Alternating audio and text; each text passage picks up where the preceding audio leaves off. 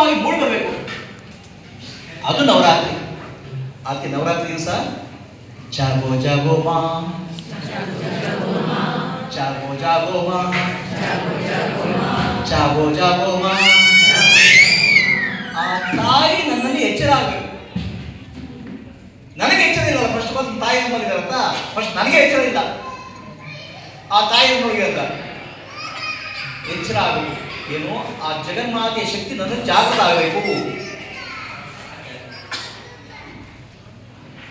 ನಿಮ್ಮಲ್ಲಿ ಬುದ್ಧಿಶಕ್ತಿ ಇದೆ, ಆದರೆ ಅದು ಪೂರ್ಣವಾಗಿ ವ್ಯಕ್ತ ಆಗಿಲ್ಲ. ಆ ಜಗನ್ಮಾತೆಯ ಶಕ್ತಿ ನಮ್ಮಲ್ಲಿ ಎಲ್ಲರೂ ಇದೆ, ಅಲ್ಪ ಪ್ರಮಾಣದಲ್ಲಿ ವ್ಯಕ್ತ ಆಗ್ತದೆ, ಪೂರ್ತಿ ಆಗ್ತಾ ಇಲ್ಲ, ಸ್ವಲ್ಪ. ಆ ಪೂರ್ಣ ಪ್ರಮಾಣದಲ್ಲಿ ವ್ಯಕ್ತ ಆಗ್ತಾ ಇದ್ರೆ ಜಗನ್ಮಾತೆಯ ಜಾಗರಣ. ಅದೇ ನವರಾತ್ರಿಯ ಜಾಗರಣ. ಆ ಜಗನ್ಮಾತೆಯ ಶಕ್ತಿ ನಮ್ಮಲ್ಲಿ ಬೆಳಗಬೇಕು. ನಿಮ್ಮಲ್ಲಿ ಪ್ರೇಮ ಇದೆಯಲ್ಲಪ್ಪ? ಇದೆ. ನನ್ನ ಮಗುವಿನ ಮೇಲಿದೆ, ನನ್ನ ಗಂಡನ ಮೇಲಿದೆ, ಸ್ವಲ್ಪ ನನ್ನ ಚಿನ್ನದ ಮೇಲಿದೆ. ಆ ಪ್ರೇಮ ಇದೆಯಲ್ಲ, ಇಷ್ಟೇ ಪ್ರೇಮ ಸಂತೋಷ ಕೊಡ್ತಾರೆ, ಇಷ್ಟು ಪ್ರೇಮ ಸಂತೋಷ ಕೊಡ್ತದೆ. ಅದು ಅನಂತ ಪ್ರೇಮ ಅಂತ ಹೇಳ್ತದೆ. ಅನಂತ ಪ್ರೇಮವೇ ಜಗನ್ಮಾತೆ. ಸ್ವಲ್ಪ ಪ್ರೇಮದಲ್ಲಿ ಸ್ವಲ್ಪ ಖುಷಿ ಕೊಡ್ತೇವೆ. ಸ್ವಲ್ಪ ಪ್ರೇಮ, ನನ್ನ ಮಗು, ನನ್ನ ಗಂಡ, ನನ್ನ ಮನೆ, ನನ್ನ ಬಂಗಾರ, ನನ್ನ ಬ್ಯಾಂಕ್ ಬ್ಯಾಲೆನ್ಸ್, ಆಯ್ತಾ? ಆ ಸ್ವಲ್ಪ ಪ್ರೇಮ ಖುಷಿ ಕೊಡ್ತದೆ. ಅದು ಅನಂತ ಪ್ರೇಮ ಆದಾಗ ಆಗಿರ್ತದೆ. ವಿಶ್ವದ ಕಣಕಣದಲ್ಲಿ ಪ್ರೇಮ ಹುಕ್ಕಿ ಬಂದಾಗ ಆಗಿರ್ತದೆ. ಅದೇ ಜಗನ್ಮಾತೆಯ ಪ್ರೇಮ. ಅದು ಜಗನ್ಮಾತೆಯ ಎಚ್ಚರ. ಅದಕ್ಕೆ ಲಕ್ಷ್ಮೀ ಶಕ್ತಿ ಅಂದ್ರು. ಇಡೀ ವಿಶ್ವದ ಮೇಲೆ ಪ್ರೇಮ. ಅಲ್ಪ ಪ್ರೇಮದಿಂದ ಅನಂತ ಪ್ರೇಮ, ಅಲ್ಪದಿಂದ ಅಗಾಧತೆಯ ಕಡೆ ಹೋಗುವುದು. ಅದೇ ಲಕ್ಷ್ಮೀ ಪೂಜೆ. ಓಹೋ, ಎಷ್ಟು ಸೇರ್ತಿಕೊಂಡಿದೆ ಲಕ್ಷ್ಮೀ ಪೂಜೆ. ದುಡ್ಡು ಬರಬೇಕು, ಬಂಗಾರ ಬರಬೇಕು, ಆಸ್ತಿ ಬರಬೇಕು, ಧನಲಕ್ಷ್ಮಿ ಬರಬೇಕು, ಧಾನ್ಯಲಕ್ಷ್ಮಿ ಬರಬೇಕು, ಸಂತಾನಲಕ್ಷ್ಮಿ ಬೇಡ, ಒಂದು ಮಗು ಸಾಕೀಗ. ಧನಲಕ್ಷ್ಮಿ, ಧಾನ್ಯಲಕ್ಷ್ಮಿ, ಇನ್ಯಾವುದಿದೆ? ಧೈರ್ಯಲಕ್ಷ್ಮಿ, ಗಜಲಕ್ಷ್ಮಿ, ಆಯ್ತಾ? ಅವೆಲ್ಲಕ್ಕಿಂತ ಮುಖ್ಯ ಮೋಕ್ಷ ಲಕ್ಷ್ಮಿ ಅಂತ ಬರೀದಾರಪ್ಪ, ಕೇಳಿದಿರಾ? ಅದು ಗೊತ್ತೇ ಇಲ್ಲ ನಮ್ಗೆ, ಅವೆಲ್ಲ ಬೇಕಾಗಿರ್ಬೇಕು. ಆ ಮೋಕ್ಷ ಲಕ್ಷ್ಮಿ ಬರ್ಬೇಕಾದ್ರೆ ಏನ್ ಮಾಡಬೇಕು? ನಾನು ಯಾರು ಅಂತ ಗೊತ್ತಾಗಬೇಕು. ಈಗ ನಾನು ಸಣ್ಣದಾಗ್ಬಿಟ್ಟಿದೆ, ಸ್ವರ್ಗ ಹೋಗ್ಬಿಟ್ಟಿದೆ.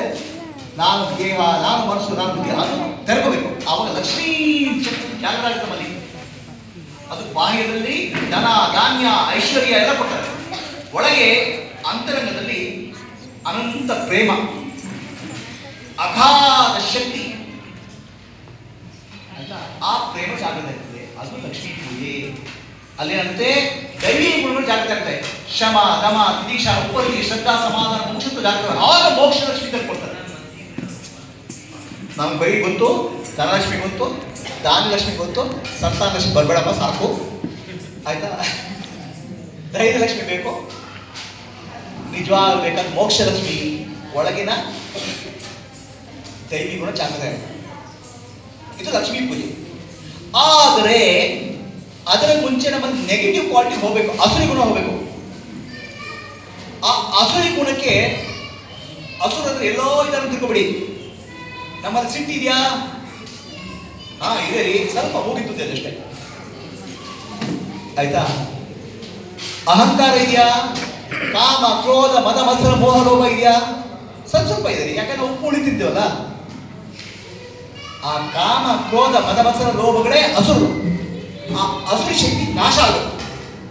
ಆ ನಾಶ ಆಗುತ್ತೆ ದುರ್ಗಾ ಶಕ್ತಿಯ ಉಪಾಸನೆ. ದುರ್ಗತಿ ನಾಶಿನಿ, ದುರ್ಗತಿ ನಾಶಿನಿ, ದುರ್ಗಾ ಜೈ ಜೈ, ದುರ್ಗಾ ಜೈ ಜೈ, ಕಾಲ ವಿಷ ವಿನಾಶಿನಿ, ಕಾಲ ವಿನಾಶಿನಿ, ಕಾಳಿ ಜೈ ಜೈ, ಕಾಳಿ ಜೈ ಜೈ, ದುರ್ಗತಿ ನಾಶಿನಿ, ದುರ್ಗತಿ ನಾಶಿನಿ, ದುರ್ಗಾ ಜೈ ಜೈ. ದುರ್ಗಾ ಜೈ ಜೈ. ದುರ್ಗತಿ ಅಂದ್ರೆ ಗತಿ ಅಂದ್ರೆ ಹೋಗುದು, ಕೆಟ್ಟೋಗುದು. ಗತಿ ಅಂದ್ರೆ ಬೀಳೋದು. ದುರ್ಗತಿ ಅಂದ್ರೆ ನಮ್ಮ ಅಧಪತನಕ್ಕೆ ಏನು ಕಾರಣ ಆಗ್ತದೆ, ಅದಕ್ಕೆ ದುರ್ಗತಿ ಅಂತ ಹೇಳುದು. ಅಧಪತನಕ್ಕೆ ಕಾರಣ ಬೇರೆ ಯಾವಲ್ಲ, ನಮ್ಮ ಅಹಂಕಾರ, ಮದ, ಮತ್ಸರ, ಮೋಹ, ಲೋಭ. ಇದನ್ನು ನಾಶ ಮಾಡಬೇಕಾದ್ರೆ ದುರ್ಗಾದೇವಿಯ ಪೂಜೆ 3 ದಿವಸ ಮೊದಲು ಇದು ಮಾಡಬೇಕು. ದುರ್ಗತಿ ನಾಶಿನಿ, ದುರ್ಗತಿ ನಾಶಿನಿ, ದುರ್ಗಾ ಜೈ ಜೈ, ದುರ್ಗಾ ಜೈ ಜೈ. ದುರ್ಗತಿನಾಶಿನಿ दुर्गतिनाशिनी ದುರ್ಗಾ ಜೈ ಜೈ. दुर्गा जय जय ಅದಕ್ಕೋಸ್ಕರ ಮೊದಲು ನೆಗೆಟಿವ್ ಪಾಯಿಂಟ್ ಹೋಗಬೇಕು, ಅದಕ್ಕೆ ದುರ್ಗಾ ಪೂಜೆ. ಆದ ದುರ್ಗೆ ಏನಿದ್ದಾಳೆ? ಹೊರಗಡೆ ಇಲ್ಲ, ನಮ್ಮೊಳಗಿದ್ದಾಳೆ. ನಮ್ಮ ನಾಭಿ ಪ್ರದೇಶದಲ್ಲಿ ಕ್ರಿಯಾಶಕ್ತಿ ಇದೆ. ನಮ್ಮ ಎಲ್ಲ ಶಕ್ತಿ ಉಂಟು ನಾಭಿ ಪ್ರದೇಶದಲ್ಲಿ, ಇಲ್ಲಿ. ಅದಕ್ಕೆ ತಾಯಿಯ ಹೊಟ್ಟೆಯಲ್ಲಿ ಮಗುವಿಗೆ ಹೊಕ್ಕಳು ಬಳ್ಳಿ ಕನೆಕ್ಟ್ ಆಗೋದು ನಾಭಿ, ಆ ಮಗುವಿಗೆ ಪ್ರಾಣಶಕ್ತಿ ಕೊಡೋದು, ಅಲ್ಲಿ ಪ್ರಾಣಶಕ್ತಿ ಜಾಗೃತ ಆಗುತ್ತೆ. ಅದಕ್ಕೆ ಕಾಳಿಯ ಬೀಜ ಮಂತ್ರ ಕ್ಲೀನ್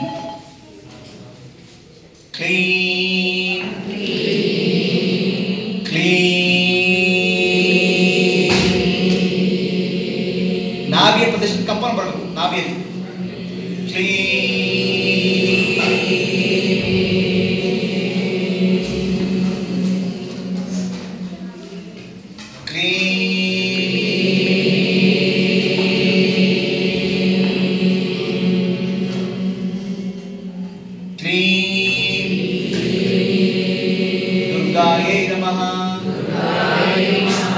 ದುರ್ಗಾ ಶಕ್ತಿ ಇದ್ದಾಳೆ, ನಿಮ್ಮ ನಾಭಿ ಪ್ರದೇಶ ಇದ್ದಾಳೆ. ಆ ಶಕ್ತಿ ಜಾಗೃತ ಆಗುತ್ತೆ. ಏನಾಗುತ್ತೆ ಶಕ್ತಿ ಜಾಗೃತ ಆದಾಗ? ಜೀವನದಲ್ಲಿ ಉತ್ಸಾಹ ಹುಟ್ಟಿ ಬರ್ತದೆ. ಇದು ಹೇಗಿದೆಯಪ್ಪ, ಏನು ಉತ್ಸಾಹ ಇಲ್ಲ, ಚೈತನ್ಯ ಇಲ್ಲ. ಆ ನಾಭಿ ಪ್ರದೇಶದಲ್ಲಿ ದುರ್ಗಾ ಶಕ್ತಿ ಜಾಗೃತ ಆಗುತ್ತೆ. ಅದು ದುರ್ಗಾ ಪೂಜೆ.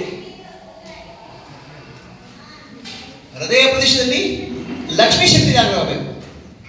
ಇದಕ್ಕೆ ಬೀಜ ಮಂತ್ರ ಹ್ರೀ, ಅಲ್ಲಿ ಹಿರಿ ಮಂತ್ರ ಇಲ್ಲಿ ಕಂಪನ ಆಗಬೇಕು. ಹ್ರೀ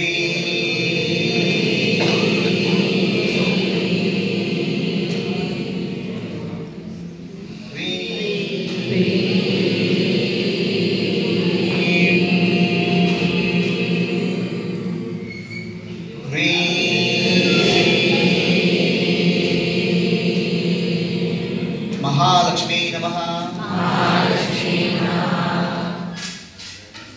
ಆಜ್ಞಾಚಿಕ ಪ್ರದೇಶದಲ್ಲಿ ಇದು ಮಹಾಲಕ್ಷ್ಮಿ ಜಾಗೃತ. ಮಹಾಲಕ್ಷ್ಮಿ ಜಾಗೃತ ಆದಾಗ ಅಲ್ಪ ಪ್ರೇಮದಿಂದ ಅನಂತ ಪ್ರೇಮ ಉಳಿಯುತ್ತೆ.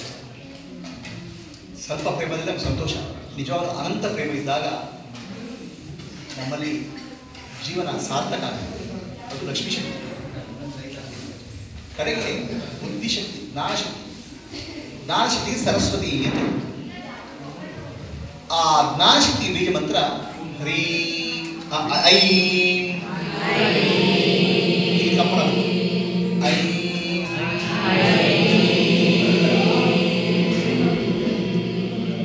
ಐ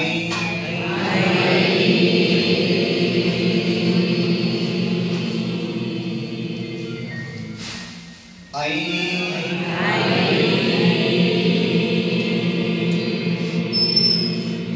ಸರಸ್ವತಿ ನಮಃ. ನಮ್ಮಲ್ಲಿ ಲಕ್ಷ್ಮೀ ಶಕ್ತಿ, ದುರ್ಗಾ ಶಕ್ತಿ, ಲಕ್ಷ್ಮೀ ಶಕ್ತಿ, ಸರಸ್ವತಿ ಶಕ್ತಿ ಜಾಗೃತ ಆಗಬೇಕು. ಸರಸ್ವತಿ ಶಕ್ತಿ ಜಾಗೃತ ಆದಾಗ ನಮ್ಮಲ್ಲಿ ಅರಿವು ಮೂಡಿಬರ್ತದೆ, ಆತ್ಮಜ್ಞಾನ ಮೂಡಿಬರ್ತದೆ. ನಾನು ಯಾರು ಅಂತ ತಿಳ್ಕೊಳ್ತೇವೆ. ಸರಸ್ವತಿ ಅಂದರೆ ಹರಿಯುವ ಪ್ರವಾಹ. ಏನು ಪ್ರವಾಹ ಹರಿತದೆ. ಜ್ಞಾನ ಪ್ರವಾಹ ನಮ್ಮಲ್ಲಿ ಹರಿಸುವಾಗ್ತದೆ. ಆ ವ್ಯಕ್ತಿಯ ಬಾಯಿಂದ ಬಂದ ಮಾತುಗಳು ಮುತ್ತುಗಳಾಗ್ತವೆ. ಸರ್ವಜ್ಞ ಆಗ್ಬಿಡ್ತಾನೆ, ಎಲ್ಲವನ್ನು ತಿಳ್ಕೊಂಡವನಾಗ್ಬಿಡ್ತಾನೆ. ಅವನ ಬಾಯಿಂದ ಬರೋ ಮಾತುಗಳು ಎಲ್ಲರಿಗೂ ಶಾಂತಿ ಕೊಡ್ತವೆ. ಆ ಸರಸ್ವತಿ ಶಕ್ತಿ ಜಾಗೃತ ಆದಾಗ, ಆ ಸರಸ್ವತಿ ಶಕ್ತಿ ಯಾರಿಗೆ ಜಾಗೃತ ಆಗುತ್ತೆ ಅವ್ರಿಗೆ ಸರಸ್ವತಿ ವರಪುತ್ರ ಅಂತ ಹೇಳ್ತಾರೆ. ಪಂಡಿತ ಅಲ್ಲ, ಪಂಡಿತ ಅಂದ್ರೆ ಎಲ್ಲ ಓದಿ ತಿಳ್ಕೊಳ್ಳೋದು. ಇದು ಒಳಗಡೆ ಬರೋ ಜ್ಞಾನ.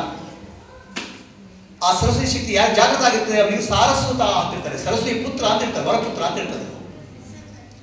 ಆವಾಗ ಆ ಜ್ಞಾನದ ಮಾತುಗಳು ನಾಲ್ಕಿಂದ ಬರ್ತವೆ.